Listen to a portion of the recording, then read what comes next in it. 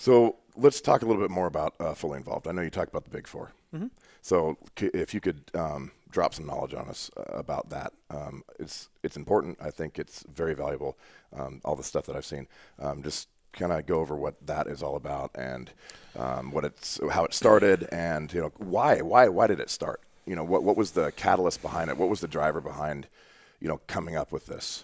Because I think Eugene Springfield is maybe in a similar situation where we're looking, to move forward and do what you're talking about with, Fully Involved, being all in, and the Big Four. So, well, I think that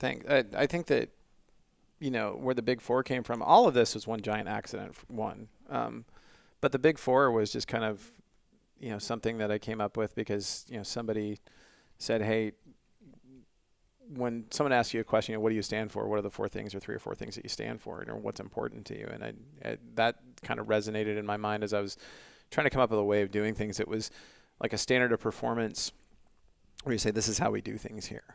And, we have all of those statements within our organizations. We have these big bloated mission statements that are sometimes 4 and 5 pages long that nobody really knows what they say. It's like, oh, this and that, and nobody really reads it. So, and those are important too, that we know what those are and we uphold those values. But something that's very easy to remember is, do your job like a professional.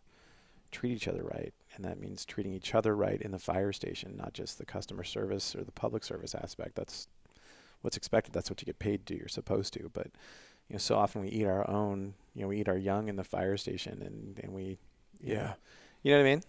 Yeah, it happens. It does. Seriously, I mean, it literally. does. And so that we don't turn those young, excited individuals into bitter, jaded, middle-aged men in the fire service or middle-aged employees in the fire service. We have to make sure that we're treating each other right. And then, giving all that effort and having all an attitude, those things kind of tie together.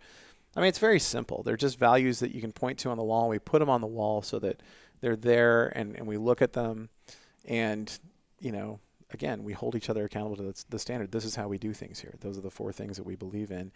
Having it all in attitude and giving all out effort, that just speaks to being present and accountable in the moment, and being there when you're supposed to be there. Being present when you're there for training, be there.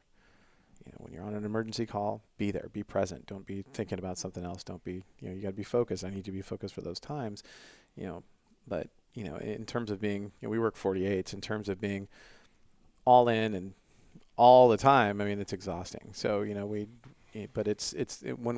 we start to drift and we start to lapse and our concentration starts to lapse, those are the things that we remind each other of. And I have guys in my fire station, hey, Cap, all in attitude, right?